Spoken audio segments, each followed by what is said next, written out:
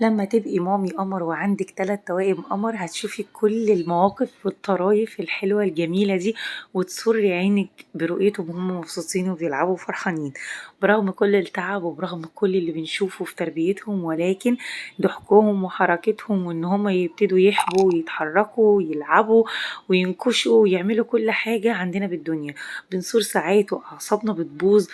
ده بيحصل ده واحنا معانا بيبي واحد، تخيلوا بقى اللهم بارك تلاتة توينز، ولدين وبنوتة، اللي فوق دي بنوتة. الولدين شبه بعض جدا والبنت مش شبههم، ولكن ما شاء الله بصوا البنت قاعدة زي انا قلبي يقع انا لو شفت المنظر ده. بس ما شاء الله عليهم زي القمر زي العسل. اللهم بارك، ربنا يحفظهم لمامتهم يا رب، يلعبوا ويتنططوا.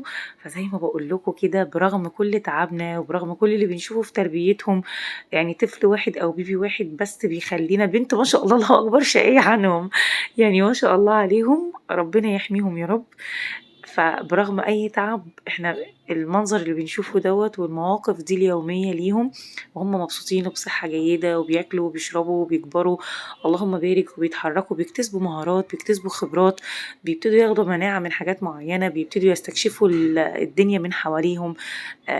بيبتدوا يحبوا برغم أي تعب وجرينا وراهم ولكن فرحتنا لا توصف بإن هم كل يوم في تطور في مهاراتهم، في تطور في ذكائهم، في تطور في حركتهم في نموهم في شخصيتهم، في تطور في كل حاجة. فده بالدنيا بننساه برغم أي حاجة تانية، برغم إن احنا ممكن نعترض على أي حاجة، رجليكي يا روحي رجليكي يا روحي. بس يا ماما يعني انا اللي بلوم فيه بس في الفيديو ان هي واقفه تصور والبنت فعلا رجليها كانت متعلقه، ولكن هم بيقولوا ان هم من باب ان هم يعتمدوا على نفسهم.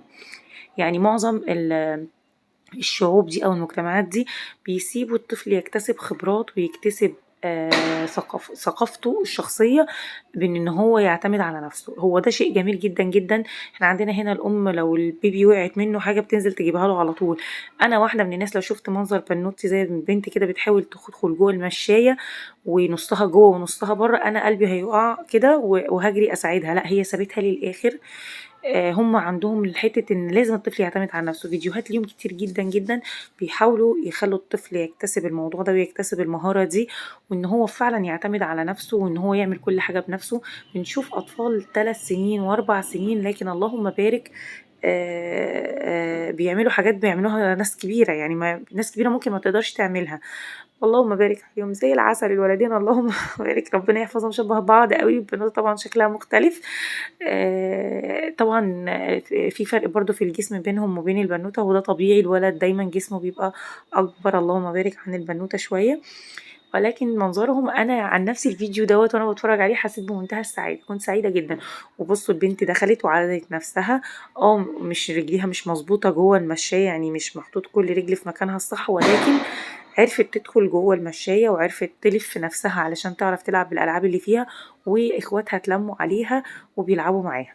ففكرة ان انا اخلي طفلي يعتمد على نفسه وما يطلعش توكالي دي حاجة مهمة جدا لازم نعلمها الأولاد.